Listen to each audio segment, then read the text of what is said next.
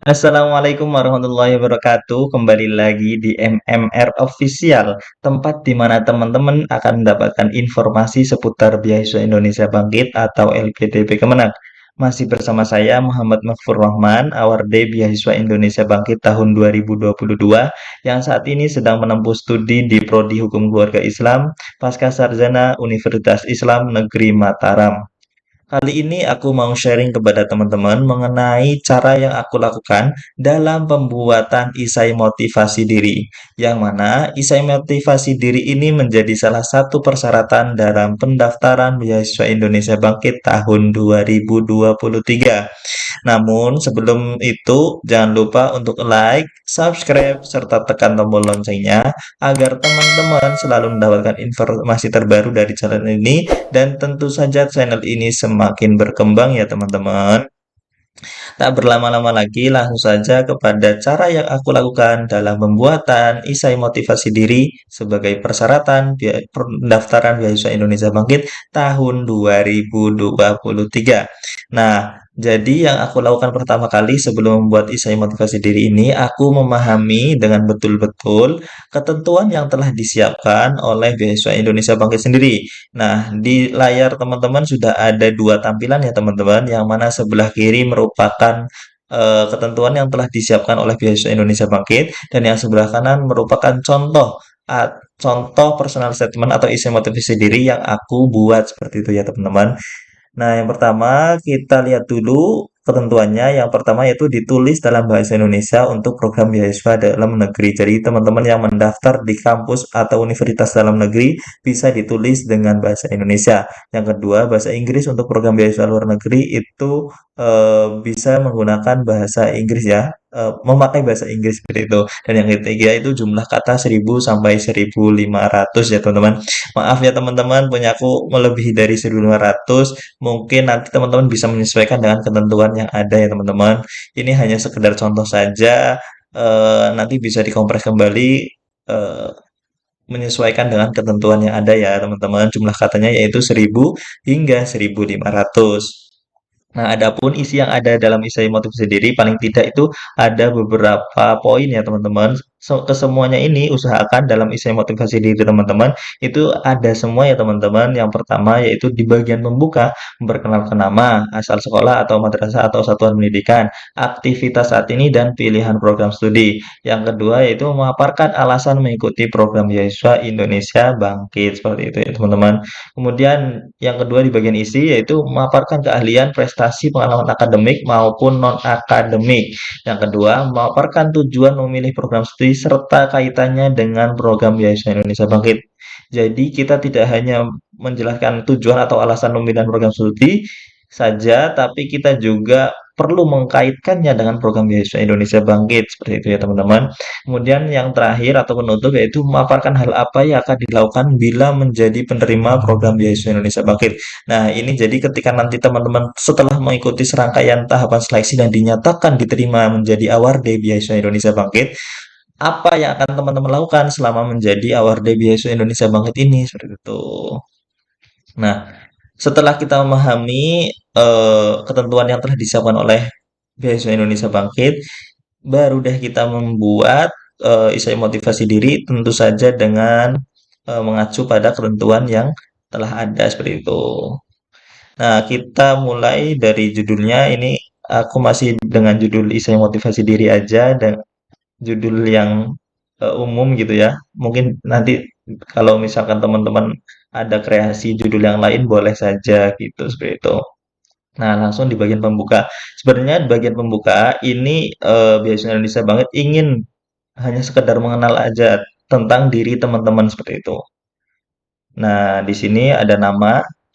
Saya sudah mengenalkan nama, panggilan, asal, dan juga ini asal sekolah atau satuan pendidikan. Nah, ini aku sudah menjelaskan satuan pendidikan nih. Saya menyelesaikan di Prodi Awalusasiah atau Hukum Keluarga Islam di UIN Sunan Kalijaga ya teman-teman. Pada tahun 2021 seperti itu. Nah, ini sudah ada. Terus kemudian aktivitas saat ini ya teman-teman. Aktivitas saat ini. Nah, aku jelaskan di sini ya teman-teman. Nah, ini kegiatan keseharian. tentunya saat itu setelah menamatkan S1 ya teman-teman. S1 aku melakukan ini sampai ini ya teman-teman. Nah, ini kegiatan keseharian saya menjadi takmir musola di Musola Nurul Janah, Terusan Sleman, Yogyakarta, dan lain sebagainya. Nah, selain kegiatan keseharian, aku juga aktif berorganisasi dalam organisasi kampus maupun sosial kemasyarakatan seperti itu ya.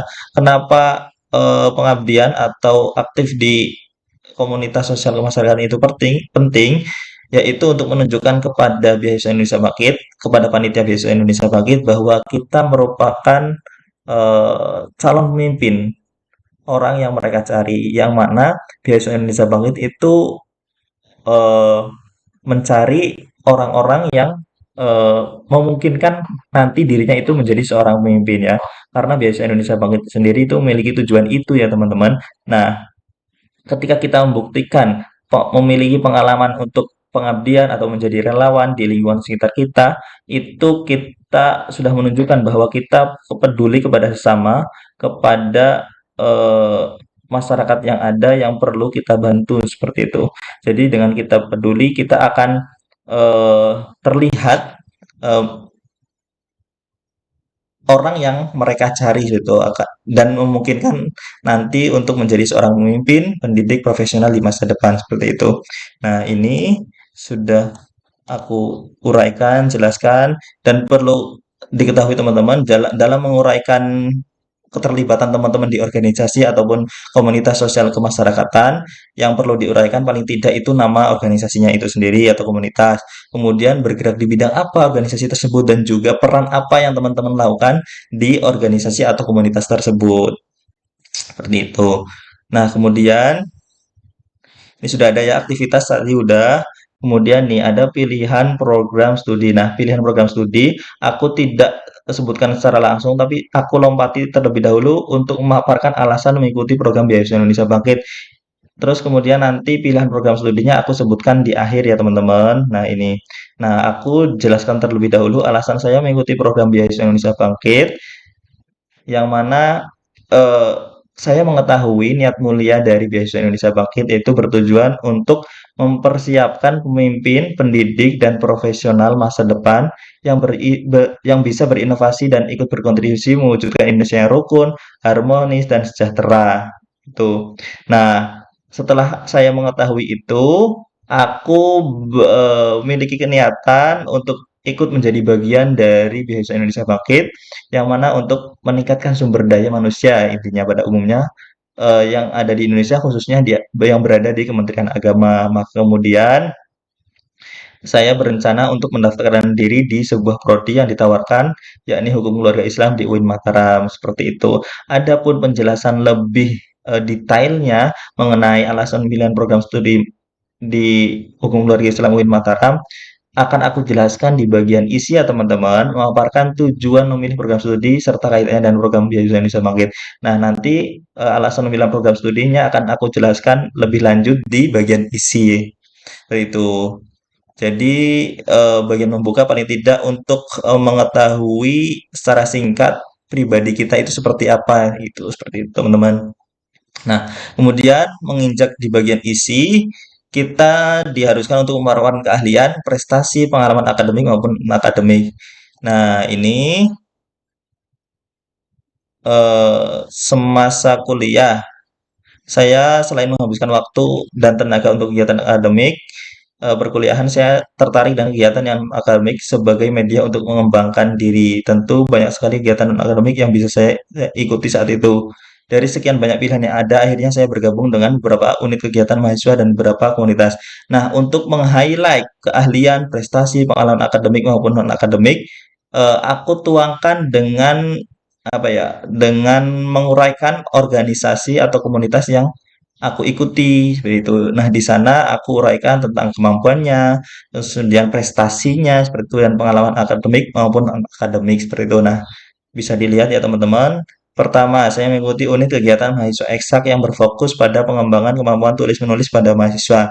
Nah, ini jadi pertama aku menjelaskan keterlibatan aku join bersama organisasi unit kegiatan mahasiswa yang ada di kampus tentang pengembangan kemampuan tulis menulis khususnya pada tulisan karya ilmiah seperti itu ya teman-teman. Nah, dari keterlibatan saya berproses di organisasi ini, saya berhasil menghasilkan beberapa karya tulis ilmiah yang tersebar di beberapa kanal media seperti itu. Ada Artikula, Eptima, Salam Tara, dan kolom Webwin Sunan Kalijaga Yogyakarta. Seperti itu. Dan juga aku jelaskan juga prestasi yang aku raih hasil dari berproses di UKM ini seperti itu ya teman-teman. Yaitu menjadi juara satu lomba penulisan isai bertemakan media sosial seperti itu. Nah, kemudian aku pertegas lagi di akhir paragraf, kemampuan ini saya yakin bisa membantu saya dalam penulisan tesis serta artikel jurnal dan membantu menyelesaikan studi dengan maksimal serta tepat waktu seperti itu. Jadi ini untuk menegaskan meyakinkan panitia penyelenggara Beasiswa Indonesia Bangkit bahwa kemampuan yang saya miliki itu bisa membantu saya dalam menyelesaikan studi dengan tepat waktu seperti itu dan karena ini kemampuan tulis menulis juga berhubungan dengan penyelesaian tesis saya nanti seperti itu. Itu yang pertama. Yang kedua, aku bergabung dengan unit kegiatan mahasiswa UKM ya, studi dan pengembangan bahasa asing. Nah, UKM ini itu bergerak di mana untuk pengembangan bahasa mahasiswa yang mana bahasa yang dikembangkan yaitu bahasa asing ya, yang mana pada saat itu organisasi ini ada tiga divisi kebahasaan. Yang pertama itu bahasa Inggris, yang kedua bahasa Arab, dan yang ketiga itu bahasa Prancis. Dan kebetulan aku join di divisi bahasa Arab, yang mana di sana kita belajar keterampilan mendengar, istima, keterampilan berbicara kalam, dan keterampilan membaca qiraah serta keterampilan menulis alkitabah. Nah, dari joinnya aku bergabung di UKM ini, aku bisa apa ya keterampilan kebahasaan Arab aku bisa terasa dan itu terbukti dari apa ya pemenuhan skor TOEFL aku bisa memenuhi skor minimal yang dimintakan oleh BIB itu sendiri dan juga dari berproses di UKM ini membantu aku dalam berbagi ilmu di pondok pesantren seperti itu. Dan lagi-lagi di akhir paragraf aku tekankan lagi kepada kemampuan ini untuk meyakinkan tim seleksi, saya yakin dengan kemampuan saya ini akan bermanfaat dalam proses studi saya nanti karena pasti dalam masa studi akan melibatkan teks-teks berbahasa Arab seperti itu. Karena aku ingin mendaftar di Prodi Hukum Keluarga Islam di UIN Mataram, tentu tidak bisa terlepas dari teks-teks bahasa Arab. Jadi, aku eh, perlu untuk menuangkan poin kemampuan yang aku miliki ini untuk menjadi alasan dalam pemilihan program studi seperti itu ya. Kemudian yang ketiga yaitu bergabung dengan unit kegiatan mahasiswa pusat studi dan konsultasi hukum. Nah, UKM pusat studi dan konsultasi hukum ini yaitu bergerak di bidang apa ya pengembangan pengetahuan hukum mahasiswa dan juga eh, memperkenalkan fungsi dan tugas dari para penegak hukum atau pelaku hukum yang ada di masyarakat seperti itu. Jadi seperti fungsi hakim seperti apa, tugas hakim seperti apa, tugas advokat seperti apa, dan lain notaris dan lain sebagainya seperti itu. Nah, dari keterlibatan keikutsertaan keikutsertaan aku di organisasi ini eh dapat menorehkan prestasi ya teman-teman dengan memenangkan perlombaan sidang semu hukum ekonomi syariah nasional di Universitas Trunojoyo Madura sebagai juara satu. Nah saat itu aku bersama teman-teman mengikuti lomba sidang semu yang diadakan di Universitas Trunojoyo Madura dan alhamdulillah mendapatkan juara satu. Nah aku tegaskan lagi kemampuan dan pengetahuan yang saya miliki ini akan sangat membantu sekali baik dalam menempuh studi maupun setelah lulus saat mengabdi di masyarakat. Tentu pengetahuan hukum dan juga pengetahuan akan keterampilan hukum, fungsi dan tugas pelaku hukum, penegak hukum akan sangat membantu sekali dalam studi saya nanti karena eh, mengambil prodi hukum keluarga Islam. Ada kata hukumnya ya teman-teman. Seperti itu. Dan juga akan bermanfaat sekali ketika nanti akan mengabdi di masyarakat. Seperti itu. Karena hidup kita tidak bisa terlepas dari aturan atau hukum itu sendiri ya teman-teman. Nah, itu paling tidak itu eh, uraian atau penjelasan mengenai keahlian, prestasi, pengalaman akademik maupun non akademik seperti itu. Itu yang cara yang aku lakukan. Eh, kemudian lanjut ke tujuan memilih program studi. Nah, di sini aku berikan alasan dan tujuan, uraikan alasan dan tujuan mengapa akhirnya aku berniat melanjutkan ke prodi Magister Hukum Keluarga Islam di UIN Mataram. Pertama nih, aku meyakini bahwa prodi Hukum Keluarga Islam di UIN Mataram itu kualitasnya bagus. Ini kenapa aku bisa mengatakan bagus? Karena dosen pengajar yang mengampu di prodi ini berkualifikasi internasional. Aku melakukan riset terhadap dosen pengajarnya yang ada di prodi ini, itu merupakan guru-guru besar yang menyelesaikan studinya itu di kampus-kampus top di luar negeri, seperti dari Arab Saudi, Mesir, Australia, Belanda, Amerika, dan lain sebagainya. Tuh. Jadi itu membuat kualitas prodi hukum keluarga Islam di UIN Mataram itu sangat bagus, sangat oke ya teman-teman. Kemudian ditambah lagi dengan banyaknya publikasi ilmiah bertaraf internasional. Itu semakin membuktikan bahwa prodi ini berkualitas bagus dan bertaraf global seperti itu. Nah, kemudian kedua sudah memiliki calon dosen pembimbing tesis itu. Oh, sebelum itu ada beberapa hal yang perlu teman-teman apabila teman-teman ingin apa ya memberikan alasan eh, pemilihan prodi itu jangan lagi menggunakan alasan karena terakreditasi A ya teman-teman, karena sebagian besar bahkan semuanya yang prodi yang tersedia di Beasiswa Indonesia Market ini sudah berakreditasi A ya teman-teman. Jadi tidak bisa apa menguatkan teman-teman memilih prodi ini di kampus ini seperti itu. Jadi jangan lagi menggunakan alasan udah terakreditasi A seperti itu. Cari alasan lain yang lebih bersifat akademik atau ilmiah seperti itu. Kemudian yang kedua sudah memiliki calon dosen pembimbing tesis. Nah ini merupakan alasan kedua aku memilih eh, prodi hukum prodi hukum luar Islam di UIN Mataram karena eh, ini dengan aku sudah memiliki calon dosen pembimbing tesis itu semakin meyakinkan wawancara bahwa aku itu serius dengan prodi hukum keluarga Islam dan penelitian tesis saya yang sudah aku uraikan atau jelaskan di rencana studi ya teman-teman di berkas yang selanjutnya itu dan juga apa ya eh, dengan sudah memiliki dosen pembimbing tentu akan apa ya membuat tesis penyusunan atau penulisan tesis saya nanti akan lebih bisa cepat ya teman-teman dibandingkan yang belum memiliki calon dosen pembimbing seperti itu. Itu alasan yang kedua. Terus yang ketiga yaitu menjadi wasilah mewujudkan cita-cita. Menjadi wasilah itu jalan ya teman-teman, menjadi jalan mewujudkan cita-cita.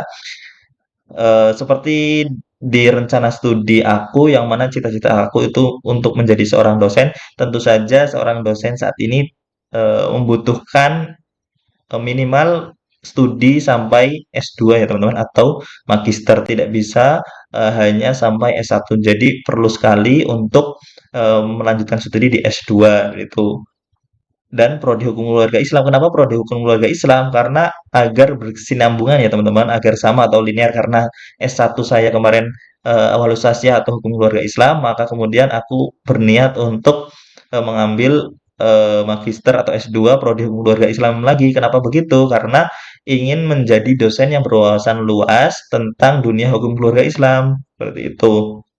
Jadi semakin mendalam pengetahuan akan dunia hukum keluarga Islamnya. Nah, apabila berbeda, tentu saja nanti akan berbeda kajian ya teman-teman. Yang mana misalkan aku S1 hukum keluarga Islam, kemudian S2 aku psikologi, nanti tentu tidak bisa mempelajari hukum keluarga Islam secara mendalam seperti itu. Bila menjadi dosen nanti mungkin pengetahuan-pengetahuan akan hukum keluarga Islam itu lebih terbatas seperti itu. Itu ya teman-teman. Kemudian Nah ini setelah aku paling tidak ini 3 alasan aku memilih program studi hukum keluarga Islam. Kemudian aku berusaha mengkaitkan dengan program Beasiswa Indonesia Bangkit. Nah, program Beasiswa Indonesia Bangkit ini aku maknai yaitu tujuan dari keberadaan Beasiswa Indonesia Bangkit ini. Nah, tujuannya itu seperti yang telah disinggung tadi di awal, yaitu untuk mempersiapkan pemimpin, pendidik, dan profesional masa depan yang bisa berinovasi dan ikut berkontribusi mewujudkan Indonesia yang rukun, harmonis, dan sejahtera. Sederhananya itu meningkatkan kualitas sumber daya manusia lah ya, di lingkungan Kementerian Agama pada khususnya dan umumnya di Indonesia. Nah, eee, keterkaitan aku memilih prodi hukum keluarga Islam, yaitu, eee, untuk apa ya, tadi untuk menjadi seorang dosen dan berkontribusi pada masyarakat. Nah, eee, cara aku mengkaitkannya dengan program Beasiswa Indonesia Bangkit, yaitu aku uraikan terlebih dahulu eh, kondisi permasalahan yang ada di lingkungan sekitar aku, yaitu masih banyaknya pernikahan dini yang ada di Cilacap ya teman-teman. Aku uraikan aku paparkan data pada tahun 2021 dari Dinas KBPPA Kabupaten Cilacap. Pernikahan dini masih banyak ya teman-teman, ada 717 anak. Kemudian dari kasus pernikahan dini ini banyak menimbulkan efek negatif ya teman-teman. Kemudian efeknya langsung terasa yang mana Kabupaten Cilacap menjadi kabupaten dengan tingkat perceraian tertinggi di di Jawa Tengah. Itu berdasarkan data yang terkumpul di Pengadilan Agama kelas 1A Cilacap pada tahun 2021 sebanyak 7.462. Nah, nanti ketika teman-teman misalkan ingin memaparkan data juga, usahakan teman-teman itu menggunakan data-data yang aktual, faktual dan terpercaya teman-teman dari mungkin dinas yang terkait ataupun dinas atau instansi yang memiliki wewenang untuk mencatat eh, kondisi permasalahan yang ada di lingkungan teman-teman seperti itu agar eh, apa ya lebih terbaru datanya dan bisa dipercaya seperti itu. Nah, aku uraikan kondisinya, kemudian eh, aku ingin berkontribusi untuk menurunkan angka pernikahan dini dan memicu masyarakat untuk mewujudkan keluarga yang berkualitas karena pernikahan dini ini banyak dampak negatifnya. Salah satunya itu akan menimbulkan perceraian ya teman-teman ini perceraian. Karena belum siapnya anak menghadapi pernikahan baik segi fisik, materi, dan mental. Dampak selanjutnya anak hasil pernikahan tersebut akan terlantar dan tidak bisa menjadi generasi emas ya. Biasanya anak apa keluarga yang berasal dari pernikahan dini itu tidak bisa mewujudkan menjadi keluarga yang berkualitas. Alhasil anaknya kadangkala ikut terlantar dan menjadi generasi yang tidak berkualitas. Kemudian aku ingin berkontribusi, aku paparkan di sini, ingin menjadi seorang dosen yang melaksanakan tridharma perguruan tinggi. Perguruan tinggi yang dimaksud yaitu pendidikan atau pengajaran, penelitian dan pengabdian. Nah, aku buktikan di sini pendidikan pengajarannya itu berusaha menciptakan ilmu profesional yang memiliki ketertarikan menyelesaikan pernikahan dini ya. Jadi dengan aku nantinya akan mengajar menjadi dosen itu ingin apa ya mengajak atau eh, mengajak mahasiswa-mahasiswa dalam tanda kutip ilmuwan ya menjadi seorang ilmuwan yang memiliki ketertarikan dalam penyelesaian pernikahan dini seperti itu umumnya di Indonesia khususnya di Cilacap seperti itu.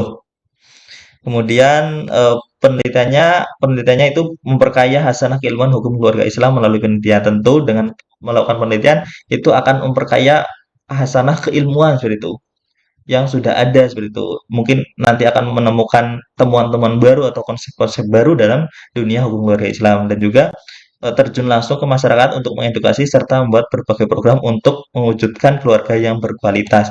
Nah, ini adalah salah satu bentuk pengabdian dari seorang dosen seperti itu. Terus kemudian kontribusi selanjutnya yaitu membuat dan mengelola sebuah komunitas yang berfokus pada pemberian edukasi pada masyarakat tentang pernikahan. Nah, selain menjadi seorang dosen, kontribusi aku nanti ingin mengelola nih sebuah komunitas yang aku bentuk untuk nantinya mengedukasi pada masyarakat seperti itu agar masyarakat yang ada di lingkungan aku tentunya di Cilacap akan termotivasi untuk menciptakan keluarga yang berkualitas seperti itu karena keluarga yang berkualitas itu juga tidak hanya menghasilkan generasi emas bagi keluarganya, tapi juga akan berkontribusi memajukan sebuah negara, khususnya Indonesia karena kita berada di Indonesia, tentu akan memajukan Indonesia seperti kata Menteri Koordinator Bidang Pembangunan Manusia dan Kebudayaan Muhadjir Effendi. Kalau kita ingin membuat negara bagus, maka perbaguslah keluarganya. Kalau kita ingin membuat negara makmur, maka makmurkanlah keluarganya. Kalau kita ingin bangsa selamat, maka selamatkanlah keluarganya. Nah, seperti itu teman-teman. Aku mengutip salah satu perkataan dari tokoh ya, tokoh menteri, yang mana ini untuk apa ya, semakin meyakinkan wawancara bahwa eh, masalah yang ingin aku selesaikan itu menjadi apa ya permasalahan bersama gitu. Sudah menjadi PR bersama bangsa Indonesia bahwa menyelesaikan pernikahan dini dan mewujudkan keluarga yang bagus, keluarga yang berkualitas itu merupakan masalah yang perlu diselesaikan bersama seperti itu. Nah, tadi salah satunya dengan peran yang akan saya lakukan yaitu menjadi seorang dosen dengan pelaksanaan Tridharma perguruan tinggi dan juga mengelola sebuah komunitas yang berfokus pada pemberian edukasi masyarakat tentang pernikahan. Adapun cara kerja komunitas yang akan aku buat yaitu dengan mengedukasi tentang kesehatan reproduksi, kesehatan mental dan emosi, kesiapan calon pasangan yang akan menikah, dan peraturan di Indonesia yang berlaku dan isu-isu pernikahan terkait. Jadi sosialisasi langsung kepada masyarakat dan menggunakan cara yang kedua yaitu dengan memanfaatkan media sosial ya teman-teman. Ada Instagram, Facebook, TikTok, dan Twitter, dan lain sebagainya seperti itu. Nah, terus kemudian aku kaitkan nih, generasi emas merupakan generasi yang berasal dari keluarga yang berkualitas. Sedangkan keluarga hasil dari pernikahan dini cenderung tidak menjadi keluarga yang berkualitas karena banyaknya dampak negatif yang muncul.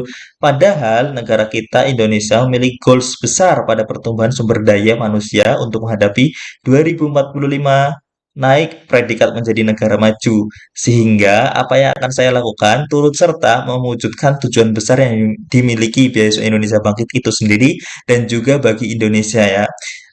Jadi tujuan besar yang dimiliki Beasiswa Indonesia Bangkit itu tadi mempersiapkan sumber daya manusia untuk menjadi pendidik profesional eh, yang berkualitas, yang turut serta berinovasi untuk mewujudkan Indonesia yang rukun, sejahtera, dan harmoni. Seperti itu. Jadi aku sama Beasiswa Indonesia Bangkit, bahkan sama Indonesia itu memiliki visi atau tujuan yang sama, yaitu meningkatkan sumber daya manusia seperti itu.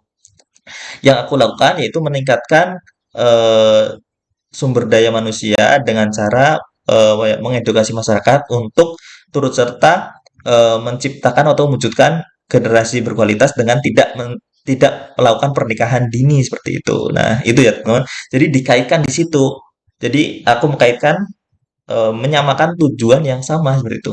Indonesia, Beasiswa Indonesia Bangkit sendiri dan juga aku seperti itu. Tujuannya sama.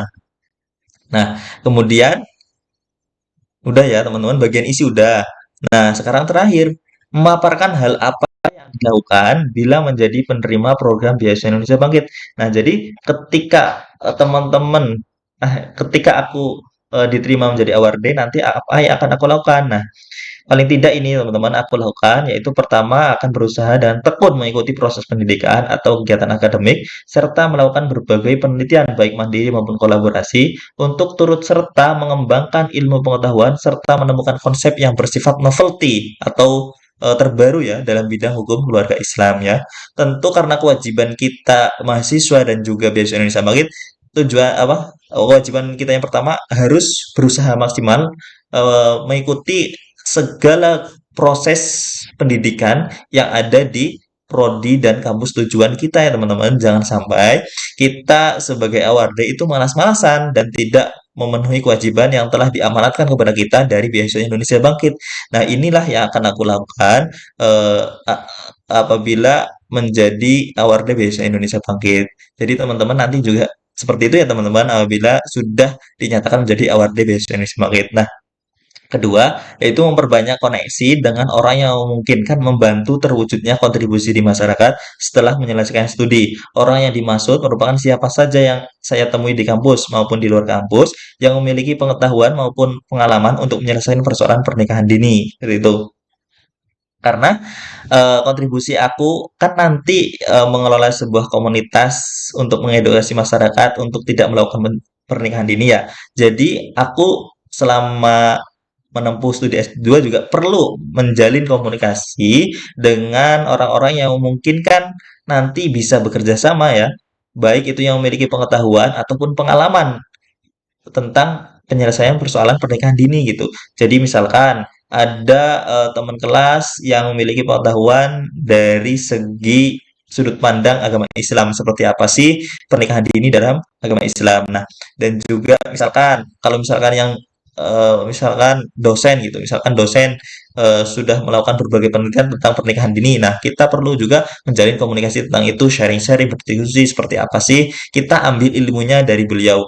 Terus kemudian yang di luar kampus misalkan kita menjalin komunikasi dengan apa Dinas Pemberdayaan Perempuan dan Perlindungan Anak yang ada di eh, dekat kampus kita gitu. Karena aku di Mataram, tentu menjalin komunikasi di Dinas Pemberdayaan Perempuan dan Perlindungan Anak yang ada di Mataram gitu. Siapa tahu strategi atau cara yang dilakukan oleh Dinas Pemberdayaan Perempuan dan Perlindungan Anak yang ada di Mataram itu bisa diterapkan juga di asal daerah aku yaitu di Cilacap seperti itu dan juga nanti bisa dikolaborasikan strategi atau cara penyelesaian pernikahan dini yang ada di Cilacap dan yang ada di Mataram seperti itu bisa dikolaborasikan agar anak-anak yang ada di Cilacap itu tidak melakukan pernikahan dini seperti itu teman-teman.